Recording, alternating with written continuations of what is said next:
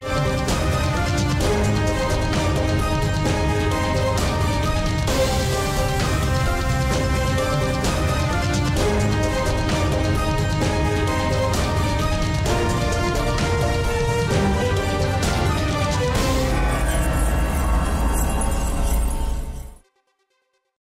वालेकुम, मेरा नाम है ज़ुहैब भट्ट और ये है पाकिस्तान में सुबह पंजाब की तालीम बनाम सरकार।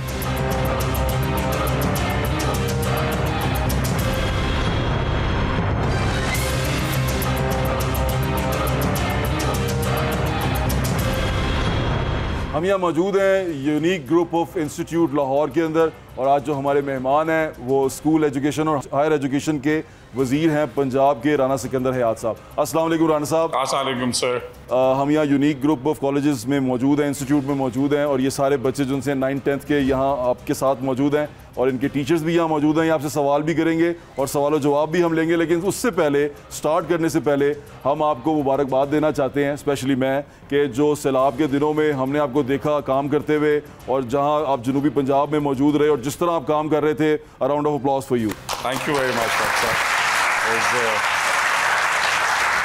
मैं सिर्फ यही कहना चाहूँगा कि ऑल द लर्निंग्स ह्यूमैनिटी की सर्विस सबसे बड़ी सर्विस है। बिल्कुल ठीक। और ये हमारे मज़हब में भी हुक्म है कि हुकूकुल इबाद का कोई नेमुल बदल नहीं है। हमने बड़े अरसे बाद देखा है राना साहब के आप थे, ख्वाजा सलमान रफ़ीक साहब थे, मरियम औरंगज़ेब साहिबा थी और दूसरे मिनिस्टर्स वहाँ मौजूद थे। देयर वाज इनक्रेडिबल और बहुत अच्छा था ये देखना कि आपकी अथॉरिटीज़ मिनिस्टर्स ऐसी जगह पे मौजूद हो, लोगों के साथ लोगों का हौसला बढ़ता है। बहुत अच्छा था। Grateful sir. काम की बात पे आते हैं। काम की बात ये है कि हम बात कर रहे हैं स्कूल एजुकेशन की। फ़िलहाल अभी यहाँ पर ये बच्चे 9th-10th के यहाँ पर मौजूद हैं।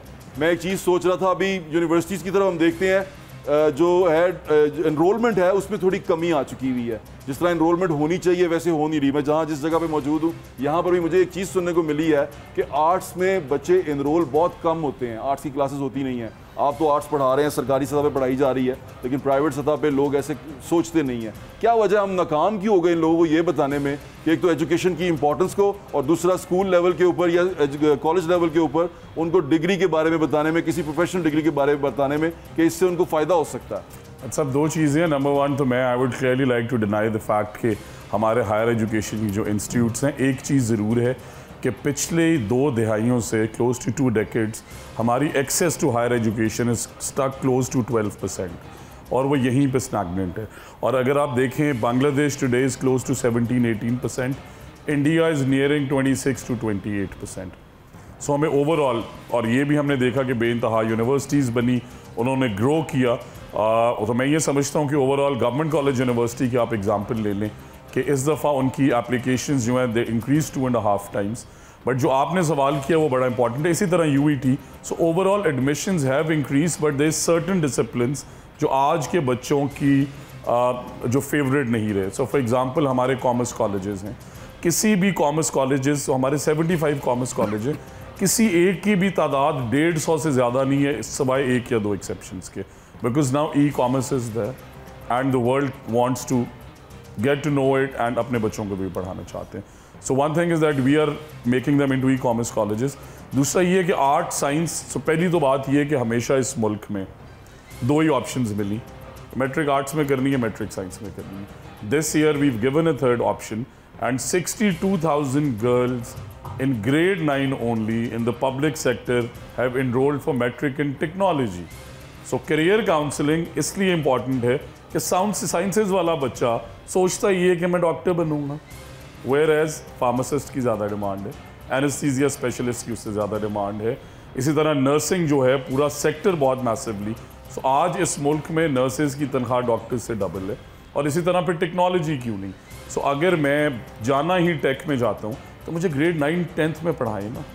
और तीसरी स्ट्रीम मैट्रिक एंड टेक्नोलॉजी को भी हमने जगह दी है and we equally promoting arts, science and technology. और फिर इन बच्चियों को हम इंटर के अंदर भी हमने इंटीग्रेट कर दिए और उसका करिकुलम भी हमने नहीं बनाया, वो पाकिस्तान इंस्टीट्यूट फैशन डिज़ाइन ने बनाया है, यूनिवर्सिटी ऑफ होम इकोनॉमिक्स ने बनाया है और बीकन हाउस नेशनल यूनिवर्सिटी ने बनाया है। अच्छा। और एग्ज़ाम्स भी हम जो अपने बोर्ड्स के लेंगे वो हम लेना चाहते हैं थ्रू पेक्टा, ताकि इनकी रियल लर्निंग भी हो।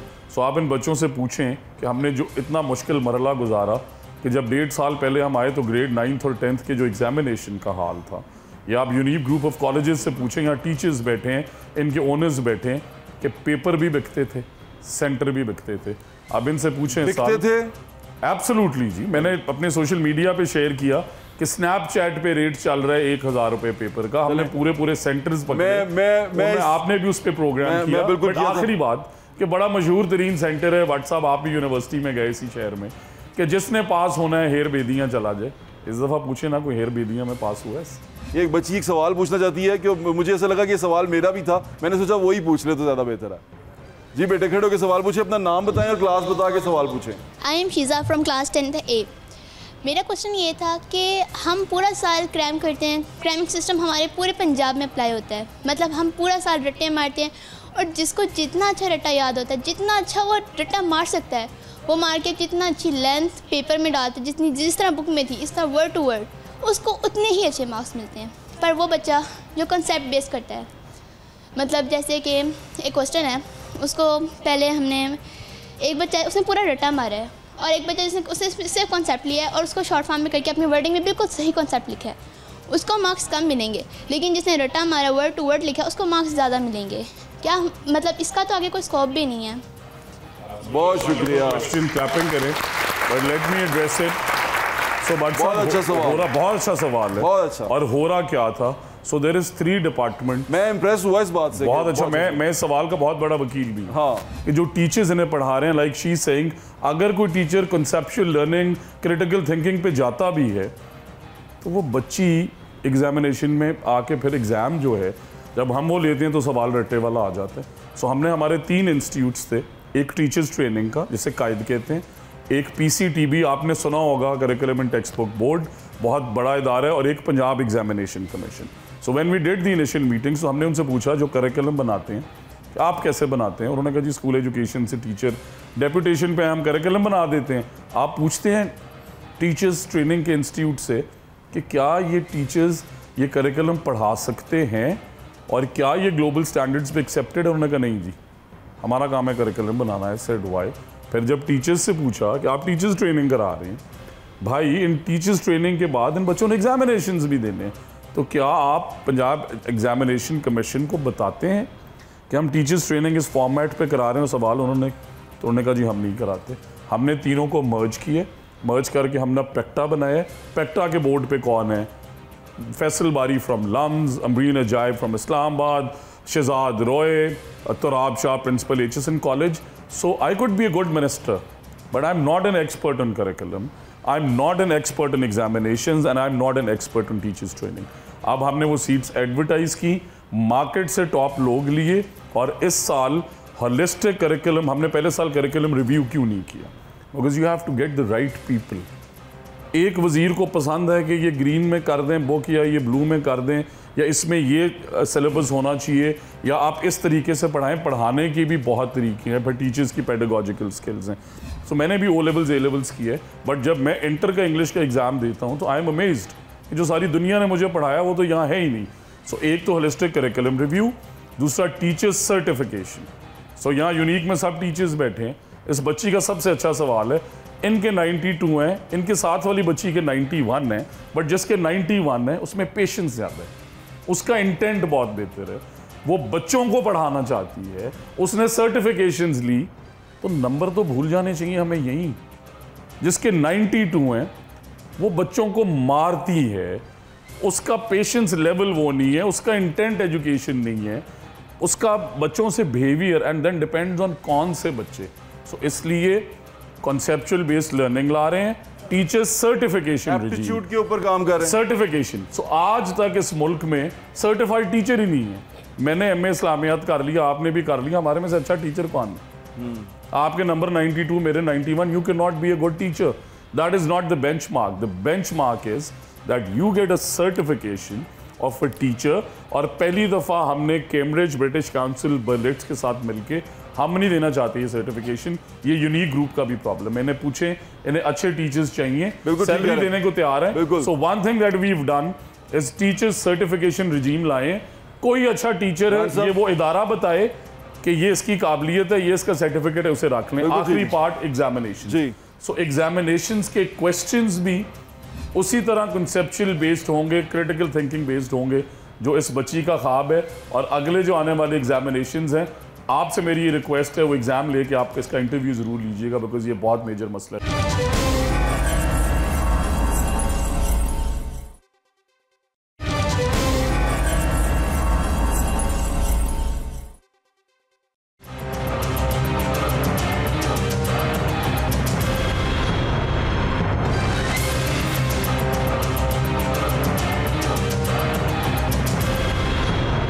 एक और सवाल मैं आपसे पूछना चाहता हूं जो मुझे नज़र आता है, मुझे बच्चों में मोटिवेशन बहुत कम नज़र आती है टूवर्ड्स एजुकेशन। बच्चे बहुत कम मोटिवेट होते हैं, उनको लगता है कि ये बोझ है। ये मैं अपने बच्चों की भी बात कर रहा हूँ कि मुझे उनसे फील होता है कि वो एजुकेशन को एक बोझ समझते हैं, वो उसकी तरफ आना नहीं चाहते। बोझ तो वैसे मैं भी समझता था जब मैं पढ़ता था, लेकिन हमारे टीचर्स जो से थे वो इस तरह उसको प्रेजेंट करते थे, और एजुकेशन के देख के हमें लगता था कि पढ़ोगे लिखोगे बनोगे नवाब, खेलोगे कूदोगे होगे ख़राब। तो अभी ये सारा कॉन्सेप्ट चेंज होता जा रहा है, बच्चे किसी और तरफ जाते जा रहे हैं। बच्चों को मोटिवेट करने के लिए टुवर्ड्स एजुकेशन हम क्या कर रहे हैं? सबसे number one of the things is कि पिछले साल जब हम आए तो इस कॉन्सेप्ट को भी मैं डिनाई कर दूं कि बच्चे पढ़ना नहीं चाहते। Yes, resources, way of learning different हो सकता है। तो पिछले साल स्कूल एजुकेशन, सरकारी स्कूल जो हैं उनकी पंजाब की इनरोलमेंट थी 11 लाख, इस साल पहुंच गई 28 लाख पे। सो नेचुरली अगर बच्चे पेरेंट्स का प्रेशर बहुत ज्यादा नहीं सर, पेरेंट्स चाहते हैं उनका बच्चा जो उनसे ना वो पैसे कमाने वाली मशीन बन जाए। ये एक बहुत जल्दी ये आपकी बात करेक्ट है, बट एनरोलमेंट वाइज अब अगला प्रॉब्लम क्या है कि पूरी दुनिया के अंदर एक एजुकेशन की स्ट्रीम है, एक वोकेशनल स्ट्रीम है। आपने यहाँ पे आके बच्चों को वो ऑप्शन ही एक दी। सो अब हम इस time as of we speak आप MAO कॉलेज जाएं, आप हमारे 4 कॉलेजेस में लाहौर के अंदर हम बच्चे जिन्होंने FA कर ली है and they want to drop out of college, हम उन्हें कोरियन लैंग्वेज का कोर्स करा रहे हैं और 90% स्कॉलरशिप कोरियन गवर्नमेंट दे रही है उन्हें यहाँ पे एक सर्टन कोरियन लैंग्वेज का जिस तरह IELTS का बैंड है वो अचीव करना है। पहले महीने की starting salary in Korea is 11 lakh rupees पहले सेमेस्टर के बाद।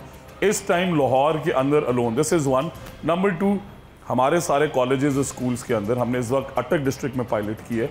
हम first year, second year, 9th 10th इन बच्चे और बच्चियों को डिजिटल स्किल्स सिखा रहे हैं। और आखिरी बात साहब, ये बड़ी इंपॉर्टेंट है, देखिए इन बच्चियों को एम्पावर करने के लिए आपको तालीम के साथ इन्हें स्किल सेट देना जरूरी है। असल में प्रॉब्लम ये हो गया ना, बच्चियां एम्पावर करते करते हम बच्चे भूल गए। बच्चे एम्पावर नहीं हो पा रहे, बच्चे पीछे रहते जा रहे हैं। बच्चियां माशाल्लाह बहुत अच्छी जा रही हैं, बहुत अच्छी बात है, ये होना भी चाहिए, लेकिन बच्चों को भी थोड़ा सा मोटिवेट करना चाहिए। हम ना, मैं मोटिवेशन की बात ये कर रहा था कि माँ बाप सोचते हैं कि ये पैसे कमाएंगे, इसको डॉक्टर बनाओ बड़े पैसे कमाएगा, इंजीनियर बनेगा बड़े पैसे कमाएगा, बिजनेस करेगा बड़े पैसे कमाएगा। पैसे के गिर्द घुमा दिया। आपने भी अभी कहा 11 लाख रुपया, जो एक अच्छी जो अट्रैक्शन हमने रखी बच्चे के लिए वो पैसा रखी। मैं इनसे ये पूछना चाह रहा हूँ, एजुकेशन में और भी कोई अट्रैक्शन है सिवाय पैसे के? सर देखिए ना बट सर, उसकी 2 डिफरेंट रुख है। You want to be a journalist, that is your preference, but you also have a family to look after, you also have your children. So money is the most important. It is everywhere in the world.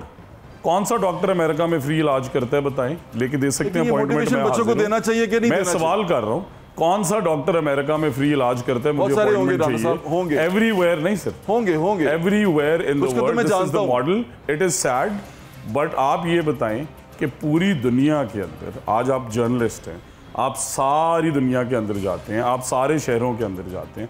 What we have to think इस concept को, मेरी अपनी छोटी बहन doctor बन रही है but साहब, I convinced her for a year कि do not become a doctor, but उसने मुझे एक ही चीज़ की, उसने कहा भाई मैंने छोटे होते से ख्वाब देखा है।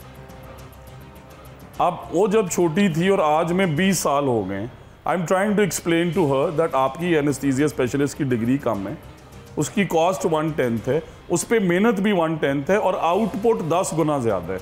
अब मैं तमाम स्टूडेंट्स की क्लैरिटी के लिए सिंपल बता रहा हूँ कि हमने PPSC का अभी एक रिकॉर्ड जो है रिसेंटली मंगवाया, 80,000 रुपए के लिए डॉक्टर्स की 12,000 दरखास्तें थी। So they have to think now and career counselling wise every institute in Punjab as of we speak now through a Honhaar scholarship desk. तो स्कॉलरशिप में दुनिया ने पहले भी दी व्हाट्सअप। हम इन तमाम बच्चियों को, ये प्राइवेट पढ़ें या पब्लिक पढ़ें, हमने टॉप 50 डिसिप्लिन्स ढूंढे जो 2050 तक डिमांड में है एम्प्लॉयबिलिटी वाइज, और उन 50 डिसिप्लिन्स में से ये लम से पढ़ना चाहें ये पंजाब यूनिवर्सिटी से पढ़ना चाहें, ये यूनिक से पढ़ना चाहें, ये जाएं IUB बहावलपुर, ये concepts GIK, the education is free but only on those 50 degrees, because उसके बाद फिर इन्हें वजीर तालीम के पास ना आना पड़े कि मुझे जॉब लेके दें. It is there right that we give them the right kind of education, career counselling that they strive in this world. और आपने बहुत अच्छी बात की, हमारी बेटियां जो हैं अल्हम्दुलिल्लाह इस दफ़ा इंटर के रिज़ल्ट में 75% पे हैं, और ये जो मेरे भाई बैठे हैं छोटे, ये 52 पे हैं. इसी तरह मैट्रिक में we should clap for all the brave. Very nice. मेरे ख्याल से I want to mention one thing. ऊपर सवाल कोई पूछना इन बच्चों ने क्लैपिंग क्यों नहीं की अपनी बहनों के लिए? सवाल कम ऑन बॉयज, सवाल पूछना चाह रहे हैं. राणा साहब कोई सवाल पूछना चाह रहा हूँ. सर पूछें. अस्सलाम वालेकुम सर. अस्सलाम वालेकुम बेटा, कैसे हो? I am good. My name is Abdul Moiz from class 9th. Sir मेरा सवाल था कि जैसे कि लोग कहते हैं कि पाकिस्तान में जॉब अपॉर्चुनिटीज़ नहीं है ज़्यादा, जिस वजह से लोग जो हैं वो बाहर जाते हैं तालीम हासिल करने के लिए भी और जॉब्स के लिए भी. तो आप प्लीज़ हमें कुछ कन्विंस करें इस बारे में, कुछ जॉब अपॉर्चुनिटीज़ के बारे में बताएं कि क्यों लोग ऐसा सोचते हैं कि यहाँ अपॉर्चुनिटीज़ नहीं है और बाहर ज़्यादा अपॉर्चुनिटीज़ हैं. अच्छा बेटा, मैं इसे क्लियर कर दूँ. देखें, सवाल दो हैं.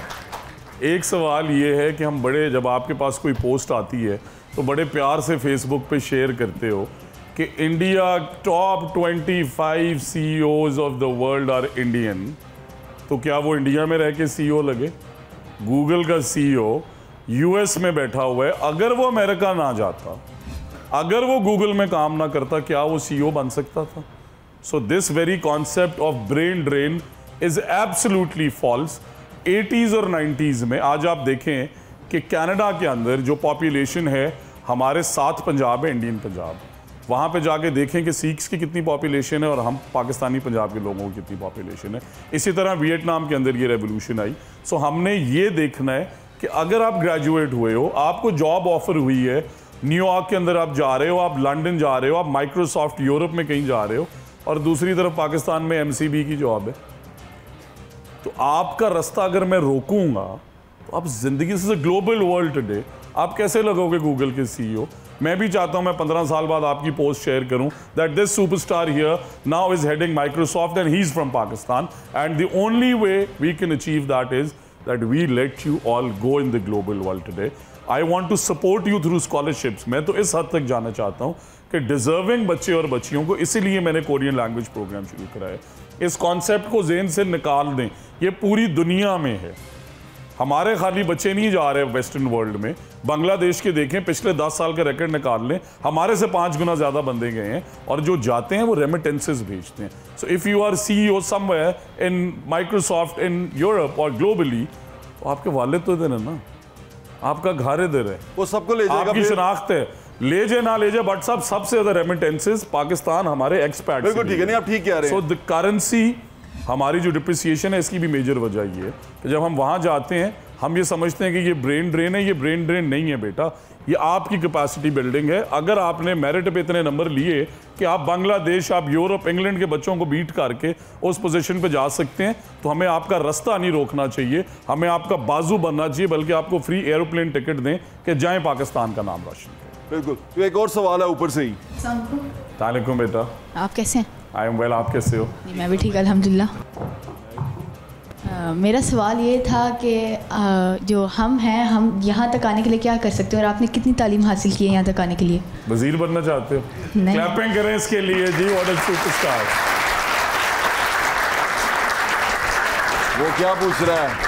उसने कहा कि हम यहाँ तक आने के लिए क्या कर वो वजीर बनना चाहता है. अब उसको बताएं कि पॉलिटिकल बैकग्राउंड होना चाहिए उसके लिए, फैमिली का. एब्सोल्युटली गलत है, बिल्कुल नहीं होना चाहिए. हमने तो कोई वजीर नहीं देखा बगैर पॉलिटिकल बैकग्राउंड. मैं आपको व्हाट्सअप बता देता हूँ. मैं बड़ी सिंपल सी एग्जांपल हूँ.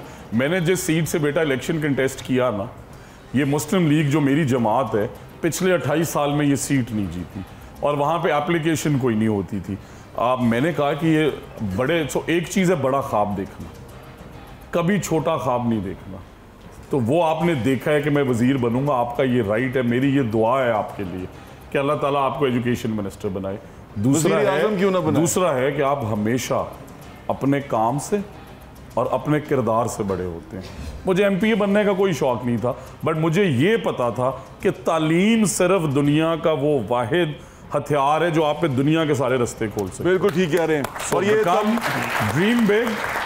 Dream big and be determined on your decision. तालीम का सिपाही अगर बनना चाहते हो एजुकेशन मिनिस्टर, तो आज तालीम का सिपाही बनो, अल्लाह वजीर बना। तालीम का सिपाही। और कोई ऊपर सवाल पूछना चाहता है? सर मेरा नाम मोहम्मद उमर है, मैं 9D से हूँ। मेरा सवाल ये है कि अगर कोई बच्चा है वो चाहता है कि मैं कंप्यूटर की फील्ड में जाना चाहता हूँ फॉर एग्जांपल, तो फिर उसको बाकी सब्जेक्ट्स क्यों पढ़ाए जाते हैं? जैसे कि केमिस्ट्री है, फिज़िक्स है, ये उनको बाकी सब्जेक्ट्स क्यों पढ़ाए जाते हैं? सिर्फ शुरू से कंप्यूटर की फील्ड में लेके जाएंगे। अच्छा, सबसे पहले तो हमें ये अप्रिशिएट करें कि आप ग्रेड 9 में हमने मैट्रिक इन टेक्नोलॉजी शुरू कर दी है। मैं सर से रिक्वेस्ट करूंगा कि यूनिक ग्रुप को मैट्रिक इन टेक्नोलॉजी शुरू कराएं। दूसरा, सर्टेन सब्जेक्ट्स क्यों ज़रूरी हैं? सो मेरे भी हाई स्कूल तक ऑल साइंसेज सब्जेक्ट्स थे। मैं यूनिवर्सिटी में गया, मैंने स्पेशलिस्ट किया इकोनॉमिक्स में, उसके बाद फिर मैंने मैक्रो और माइक्रो दोनों की जो स्पेशलाइजेशन की, उसके बाद तालीम का वज़ीर बन गया। तो इसलिए जो मैंने मैथ पढ़ी, अब आप कल को कंप्यूटर जाके चलाते हैं, 2+2 का मतलब ना पता हो, कंप्यूटर के ऊपर जो बटन लगे हैं उनमें से मैथमेटिक्स तो कैलकुलेट करनी है ना बेटा। कंप्यूटर पे जब ईमेल लिखोगे तो इंग्लिश लैंग्वेज तो पूरी प्रॉपर आनी चाहिए ना। ईमेल करोगे वो कहोगे इसने इंग्लिश नहीं पढ़ी, इसने मैथमेटिक्स नहीं पढ़ी। So that is for your conceptual understanding. मैं क्लियरली तमाम सब्जेक्ट्स को इक्वली वैल्यू करता हूँ, but in my opinion at least till your high school और ग्रेड 10 आपको साइंसेज ज़रूर पढ़नी चाहिए। और केमिस्ट्री मेरा फेवरेट सब्जेक्ट था, मेरे हमेशा उसमें 95 आए।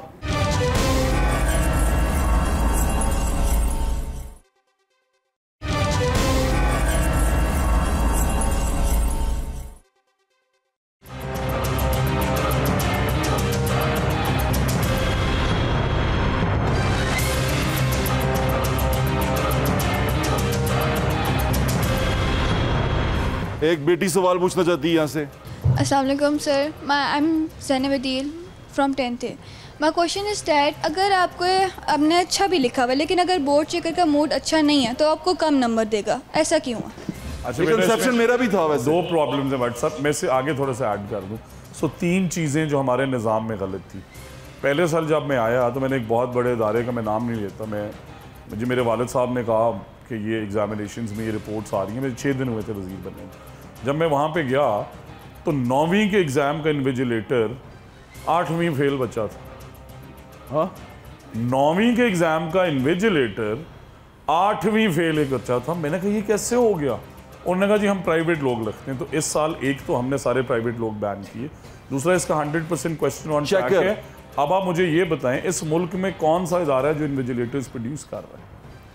आपने तो उस लाइन पे सोचना भी नहीं शुरू किया जिस लाइन पे। ये तीसरा सबसे बड़ा मसला जो इन सब का होलिस्टिक है कि करोड़ों बच्चे जो एग्जाम देते हैं उनकी रीकाउंटिंग हो सकती है।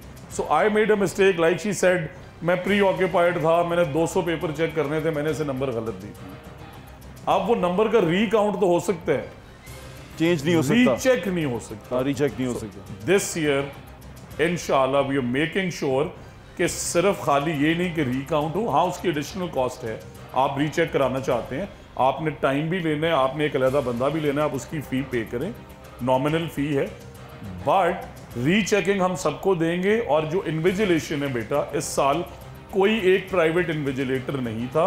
और जो पेपर चेकर हैं और पेपर सेटर हैं, 2 किस्म के लोग होते हैं।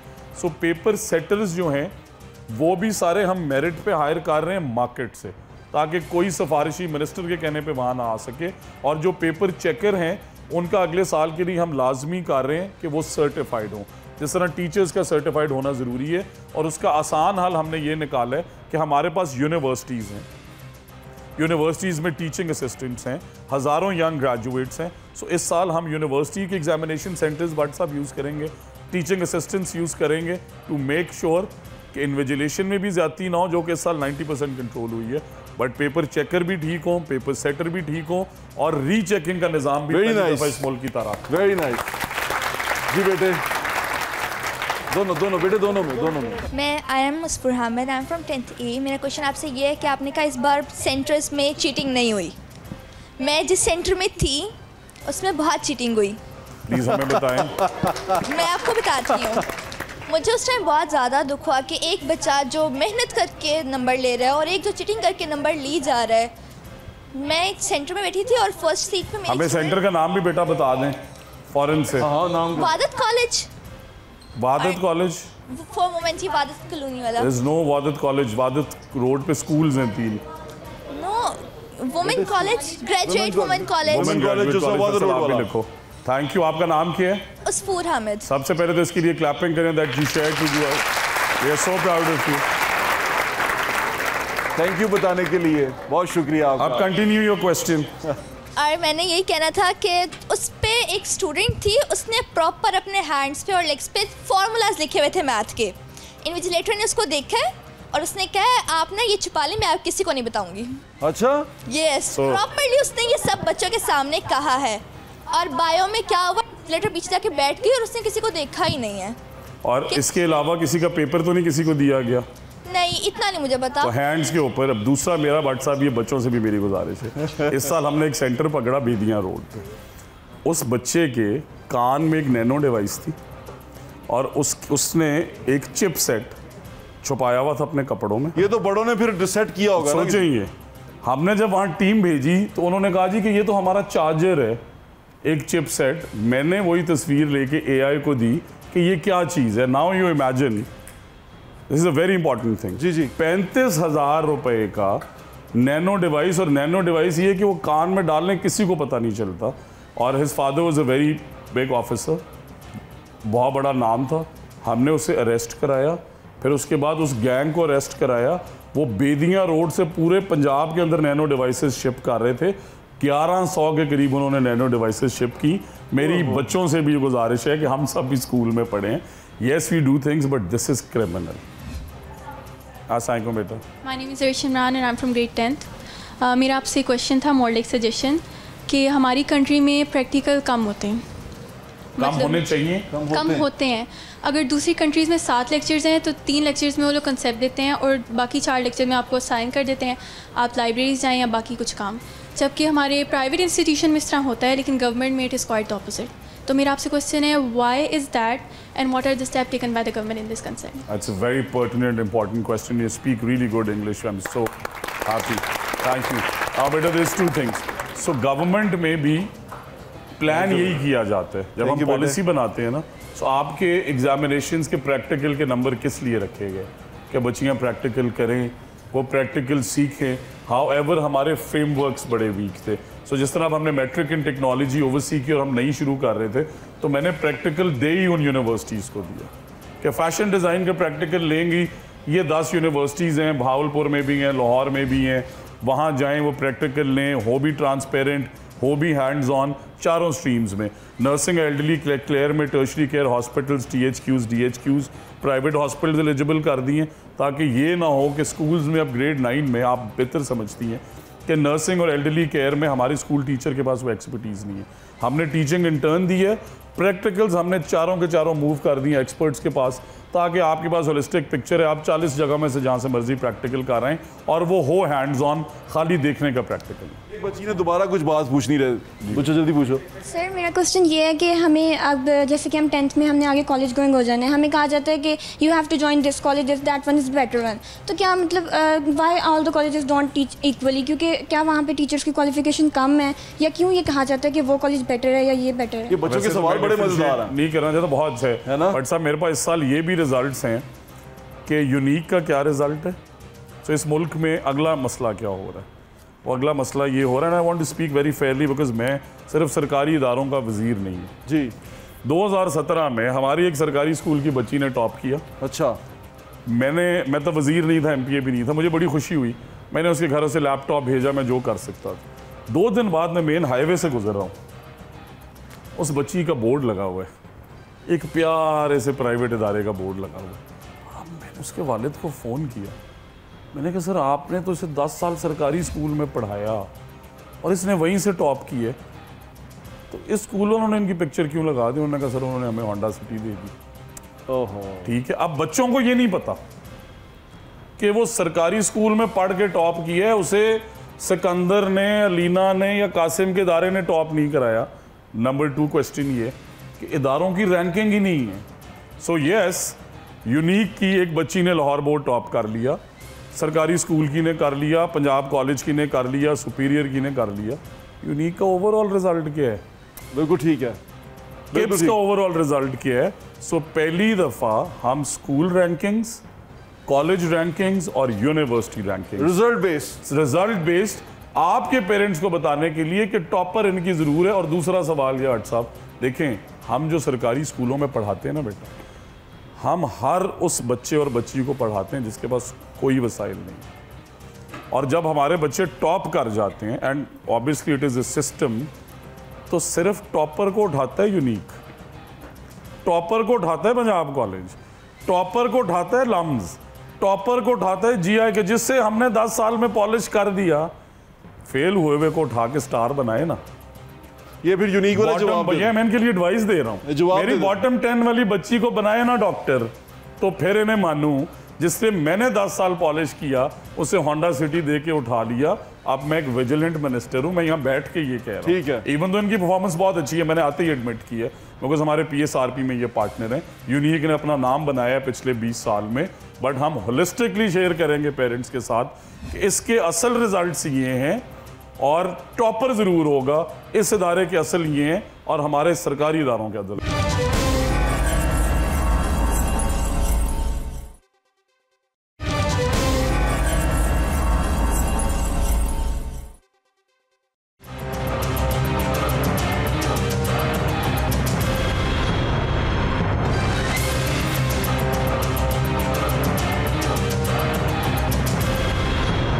Assalamu alaikum sir. Assalamu. Imran Dar here. I am looking after the academic affairs of Uni Group Institution.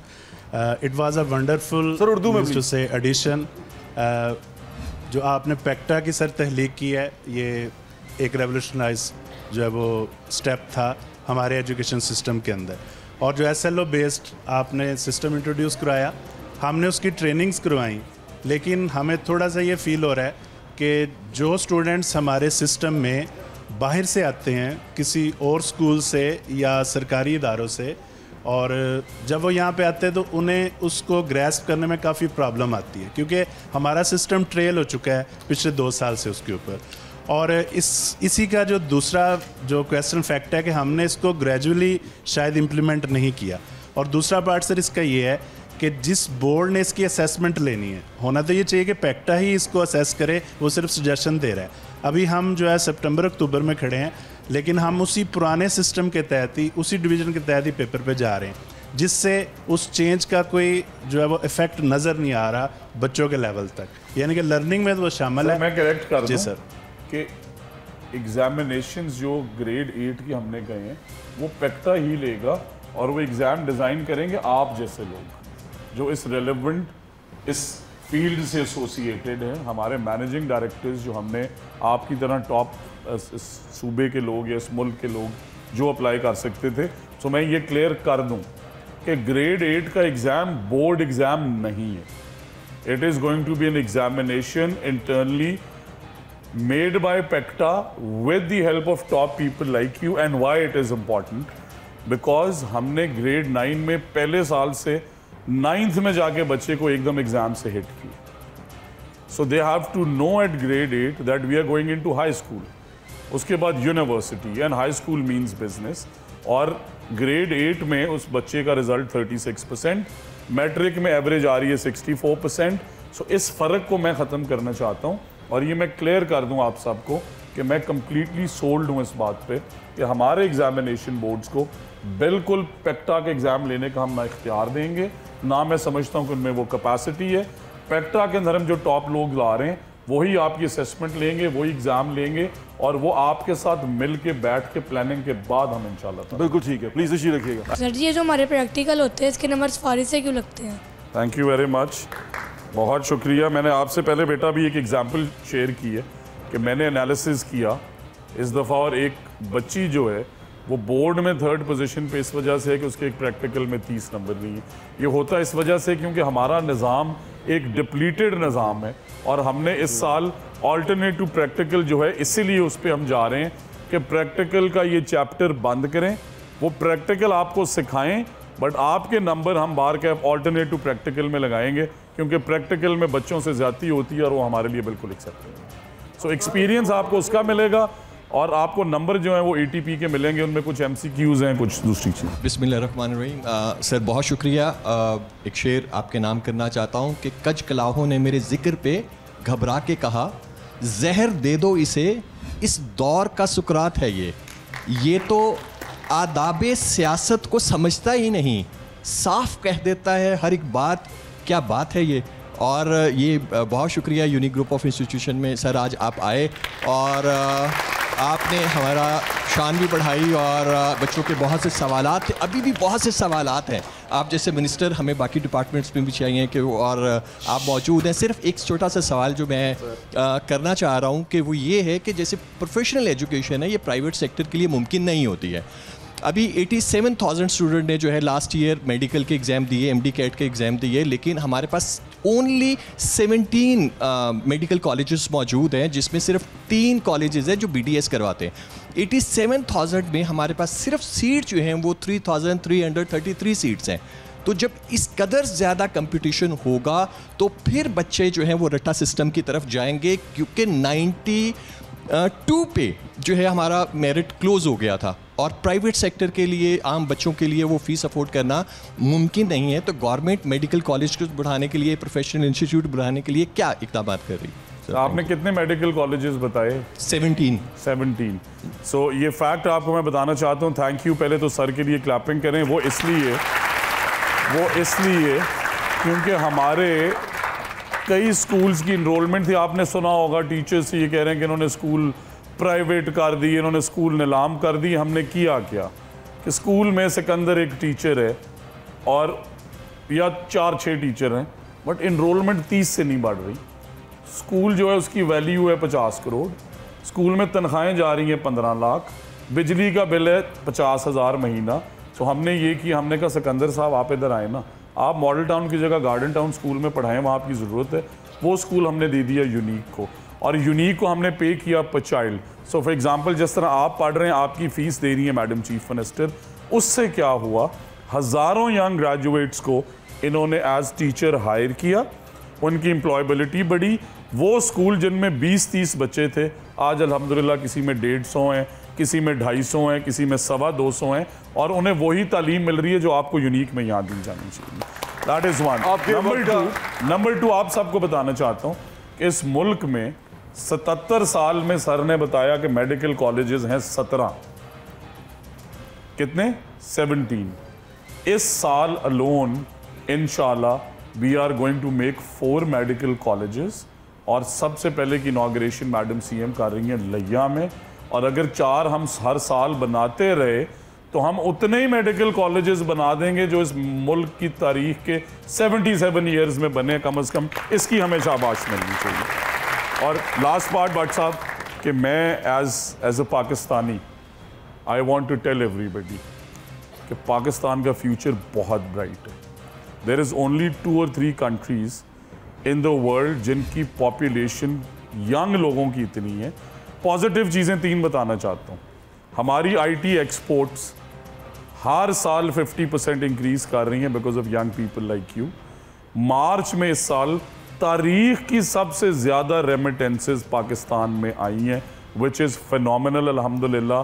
And the third thing, I am a very proud Pakistani when I see today that आज Iran की peace के अंदर हमारा मुल्क किरदार अदा कर रहा है। आज आज़रबाईजान की सुलह के अंदर हमारी गवर्नमेंट और हमारे प्रेसिडेंट्स को बुलाया जा रहा है।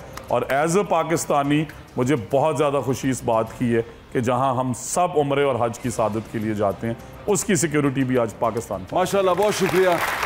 मैं उम्मीद करता हूँ आपको आज का शो पसंद आया होगा। अपने फीडबैक से हमें ज़रूर आगाह करें। इंशाल्लाह फिर मुलाकात होगी। अल्लाह हाफ़िज़। पाकिस्तान जिंदाबाद।